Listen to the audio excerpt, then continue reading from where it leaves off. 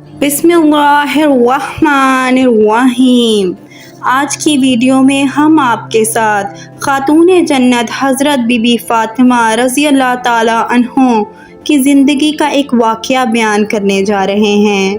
जब सरकार दो आलम सल्लल्लाहु अलैहि वसल्लम हज़रत बीबी फ़ातिमा को इनके ससुराल से लेने गए तो उन्होंने आप सल्लल्लाहु अलैहि वसल्लम के साथ जाने से क्यों मना कर दिया। एक दफ़ा सरकार दो आलम हज़रत मोहम्मद सल्लल्लाहु अलैहि वसल्लम अपनी प्यारी बेटी हज़रत फ़ातिमा को लेने इनके ससुराल तशरीफ़ ले गए। उस वक़्त हज़रत अली घर पर मौजूद नहीं थे। ये देखकर हज़रत फ़ातिमा ने प्यारे नबी यानी कि अपने बाबा जान से जो कहा वो सुनकर आप भी हैरान रह जाएंगे। सब औरतों के लिए ये एक सबक आमूज़ वाक़या है। ये वाक़या हज़रत फ़ातिमा की शादी के 3 दिन बाद का है।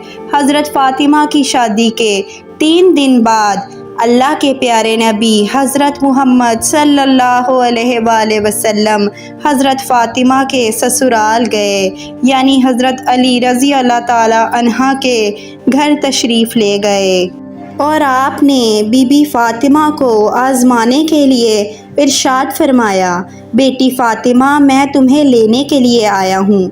ये सुनकर हज़रत फ़ातिमा अपने वालिद सरकार दो आलम से अर्ज़ करने लगीं कि या रसूल अल्लाह, आप मेरे वालिद भी हैं और अल्लाह के रसूल भी हैं। मेरी कोई जुर्रत नहीं कि मैं आपको इनकार करूं। आपने ही मेरी ये तरबियत की है कि शौहर की इजाज़त के बगैर कभी घर से बाहर ना निकलना। मेरे शौहर घर पर नहीं हैं। अगर आप इजाज़त दें तो मैं अपने शौहर हज़रत अली का इंतज़ार कर लूँ। बेटी के मुंह से ये बात सुनकर अल्लाह के प्यारे नबी सल्लल्लाहु अलैहि वसल्लम की आंखों में आंसू आ गए। आप सल्लल्लाहु अलैहि वसल्लम वहीं ज़मीन पे दीवार के साथ टेक लगाए बैठ गए और हज़रत अली का इंतज़ार करने लगे। उस दिन हज़रत अली भी घर बहुत देर से आए। हज़रत अली घर आए तो आपने देखा कि अल्लाह के प्यारे नबी सल्लल्लाहु अलैहि वसल्लम घर में कच्ची ज़मीन से टेक लगाए बैठे हैं। हज़रत अली ये देखकर हैरान हो गए। इतने में हज़रत मोहम्मद सल्लल्लाहु अलैहि वसल्लम ने अपने दामाद हज़रत अली से पूछा, ए अली, अगर इजाज़त दो तो मैं अपनी बेटी फ़ातिमा को घर ले जाऊं। ये सुनकर हज़रत अली रज़ी अल्लाह ताला अन्हों ज़ारो कतार रोने लगे और अर्ज़ करने लगे, या रसूल अल्लाह, मेरा रंग रूप कुछ भी नहीं। मेरी आज जितनी भी इज़्ज़त है सब आपके कदमों की बरकत से है।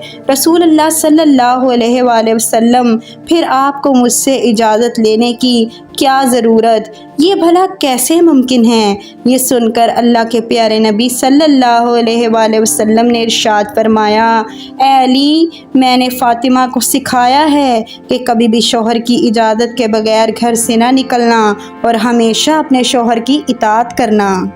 इसीलिए फ़ातिमा कहती है कि अब्बा जान, जब तक मैं अपने शौहर हज़रत अली रज़ी अल्लाह ताला अन्हों से घर जाने की इजाज़त ना ले लूँ तब तक मैं घर नहीं जाऊँगी। ये सुनकर हज़रत अली अर्ज़ करने लगे, या रसूल अल्लाह, आप दुआ करना कि अल्लाह पाक फ़ातिमा के इन आमाल की बरकत से मुझे कल क़यामत के दिन भी कामयाबी अता फ़रमा दे। मदीना शहर का एक वाक़या आपके साथ बयान करने जा रहे हैं जिसे सुनकर आप हैरान रह जाएंगे। मदीना शरीफ में एक मर्तबा एक औरत को उसका शौहर पाबंद करके गया कि सुनो, मैं बाहर जा रहा हूँ, मेरे पीछे से घर से ना निकलना, यानी कि जब तक मैं घर वापस ना आ जाऊँ घर से बाहर ना जाना, घर में ही रहना। इस औरत के घर के सामने ही उसके बाप का घर था, यानी कि उसका मायका था, जिधर उसका बूढ़ा बाप रहता था। एक दिन उसे पैगाम आया कि तुम्हारा बाप बीमार है, आकर इसे मिल लो। और एक बेटी की तो अपने बाप से बहुत मोहब्बत होती है, जिस मोहब्बत का कोई पैमाना नहीं होता कि कोई इसे नाप सके, कोई ऐसा तराजू नहीं जो इसे तोल सके। लेकिन जब इसको पैगाम आया कि तुम्हारा تمہارا باپ بیمار ہے تو بیٹی کہنے لگی میں نہیں جا سکتی، میرے شوہر مجھے گھر سے باہر نہ نکلنے کے پابند کر کے گئے ہیں، اور میرے رسول اللہ صلی اللہ علیہ وآلہ وسلم کا بھی فرمان ہے کہ شوہر کی اجازت کے بغیر گھر سے نہ نکلنا، اور مجھے اس وقت اس بات کی کوئی خبر نہیں کہ میرے شوہر کس میدان میں جہاد کر رہے ہیں۔ جاؤ اور پہلے اللہ کے رسول صلی اللہ علیہ وآلہ وسلم سے پوچھو کہ میرا باپ بیمار ہے، میں اپنے شوہر کی اجازت کے بغیر جاؤں کہ نہ جاؤں؟ پھر اللہ کے نبی صلی اللہ علیہ وآلہ وسلم سے اس بارے میں سوال کیا گیا تو آپ صلی اللہ علیہ وآلہ وسلم نے فرمایا کہ جا کر اس عورت سے کہہ دو کہ اگر شوہر کی اطاعت کرو گی تو اللہ پاک تمہیں بہتر اجر عطا فرمائے گا۔ اور پھر 2 دنوں کے بعد خبر آئی کہ تمہارا باپ بہت زیادہ بیمار ہو گیا ہے، آ کر اپنے باپ سے مل لو۔ عورت نے پھر اللہ کے نبی رسول اللہ صلی اللہ علیہ وآلہ وسلم سے پتہ کیا تو آپ نے فرمایا کہ جا کر اس عورت سے کہہ دو کہ اگر شوہر کی اطاعت کرو گی تو اللہ تمہیں بہتر اجر عطا فرمائے گا۔ اس کے بعد 4 دن گزر گئے تو خبر آئی کہ تمہارے باپ کا انتقال ہو گیا ہے، انا للہ و انا الیہ راجعون۔ آ کر اپنے باپ کی آخری صورت کا دیدار کر لو۔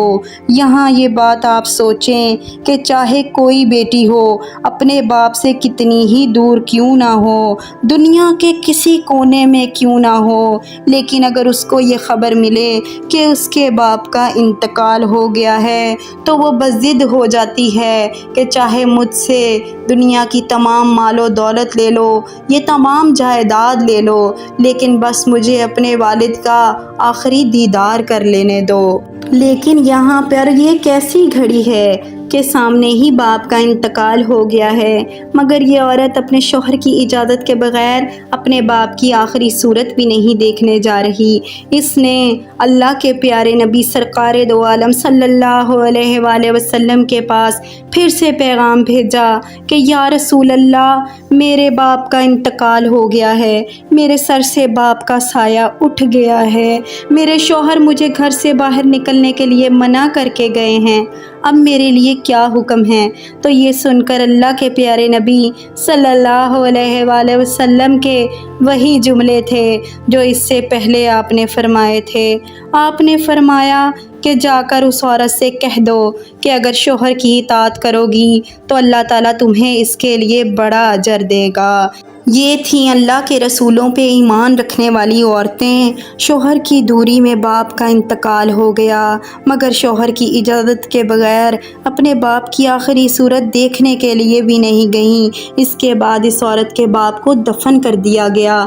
پھر 2 دنوں بعد اللہ کے پیارے نبی صلی اللہ علیہ وآلہ وسلم نے فرمایا کہ پتہ کرو اس عورت کا کہ وہ اپنے باپ کی آخری صورت دیکھنے کے لیے گئی کہ نہیں۔ تو صحابہ کرام پتہ کر کے آئے، یا رسول اللہ صلی اللہ علیہ وآلہ وسلم، قربان جائیں آپ کے نظام پر، آپ کے فرمان پر، آپ کے جملوں کی تاثیر ایسی ہے کہ وہ عورت آپ کے دین کی پہرہ دار بن گئی ہے، وہ اپنے باپ کی آخری صورت دیکھنے کے لیے نہیں گئی۔ یہ سن کر اللہ کے نبی صلی اللہ علیہ وآلہ وسلم نے اپنے ہاتھ اٹھائے۔ صحابہ اکرام عرض کرتے ہیں کہ اس عورت کا مقدر جاگا، ہم نے دیکھا کہ حضور پاک صلی اللہ علیہ وآلہ وسلم کے چند آنسو گرے، پھر آپ نے اپنے چہرے کو صاف کرتے ہوئے فرمایا کہ جاؤ اور اس عورت کو خوشخبری سنا دو کہ تم نے اپنے شوہر کی اطاعت کی ہے، تیری اس فرما برداری کی وجہ سے اللہ تعالیٰ نے تمہیں بخش دیا ہے اور تیرے باپ کی بھی بخشش فرما دی ہے۔ یہ واقعہ ہمارے معاشرے کی عورتوں کے لیے نصیحت ہے جو اکثر اپنے شوہر سے جھگڑتے اور ان کی منشا کے خلاف کام کرتے نظر آتی ہیں۔ اگر تمام عورتیں خود کو سنت نبوی کی پابند کر لیں تو ہر شادی شدہ جوڑے کی زندگی خوبصورت اور خوشگوار بن جائے گی۔ ویڈیو پسند آئی ہے تو ہماری ویڈیو کو لائک کریں اور اسے شیئر کریں اور ہمارے چینل کو سبسکرائب کریں۔ جزاک اللہ۔